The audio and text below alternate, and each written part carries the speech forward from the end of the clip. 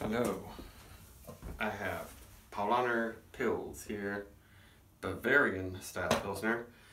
So I guess Paulaner just started shipping this to America again in these tall cans. They've been doing a bunch of tall cans shipped to America now, but I don't think I've ever had this one. By the way they're talking about it, it seems like they weren't shipping it for some years, and now it's back. It's 4.8% alcohol, a little bit lower than your average German or I guess Bavarian Pils. The Bavarian Pilsners seem like they're a little bit different than the Northern German Pilsners. They're sort of more in between your Czech Pilsner and your North German Pilsner. And this one, according to their website, it seems like it's going to be super duper dry. It's 4.8, but it's even lower in calories and carbs than like Miller High Life. It's not quite as low as, you know, your light beers. It's also not that low in alcohol.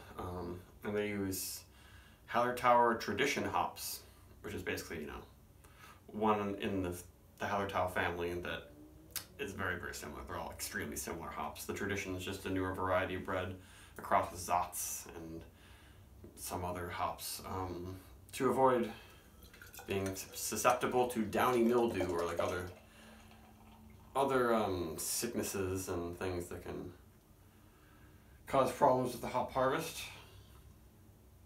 That looks like your classic Pilsner, poured it real hard, but crystal clear, extremely pale. Does not look like they decoct this one. That's kind of the German style for Pilsners, because this uses just Pilsner malt, the palest of all the malts. But Czech Pilsners tend to be decocted, where they take some of the mash out and boil it, and you get a little bit of a darker color, a little bit more of a malty flavor. Not quite caramelized malt flavor, not like you're adding crystal malt or anything like that, or Munich malt. But this one is just straight up just Pilsner malt, just German hops, yeast and water, and it looks pretty damn good. That head looks really nice and thick.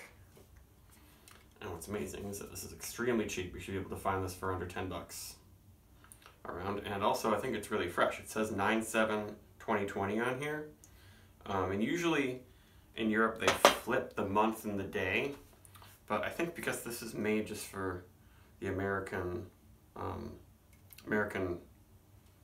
people, American market, I have a feeling that they dated it the American way. So this is like, you know, less than 2.5 months old, which is pretty fresh for something from Germany.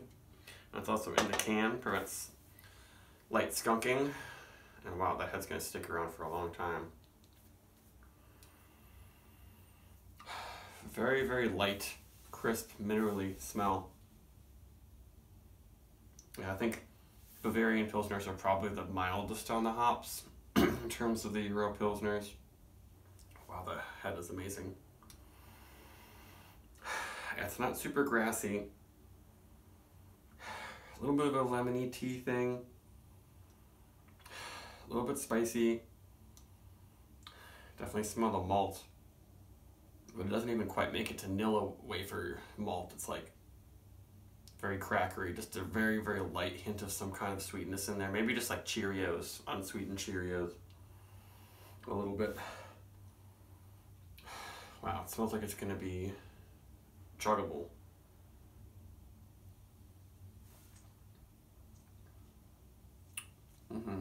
Extremely clean and quite dry, but well, there's some hop bitterness in there. It's not as bitter as some of the better German Pilsners like Rothaus and Jever, and definitely not as bitter as some of the Czech Pilsners, but it's really well made. It's extremely delicate. Manages to have somewhat of a soft mouthfeel, pretty light mouthfeel though. And I wish they had sent this to America back in, you know, June. I would buy lots of this at the price it is. Wow. Fantastic head, and I mean you can see the bubbles coming up there, in part because of the agitator on this glass. But I mean, it looks pretty carbonated if the agitator wasn't there.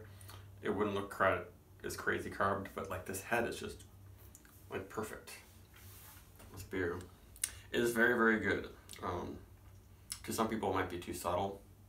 The bitterness definitely builds up, and it's really fresh. So the hops are definitely there, but not as big as I like in some pilsners sometimes. But I don't know.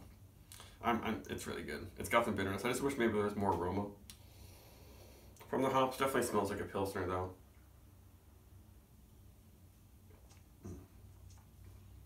Yeah, damn good. They don't tell you the IBUs on this, but it's starting to leave a pretty intense, almost stinky flour type taste in my mouth. Yeah, I wasn't expecting that after the smell, because the smell was kind of subtle.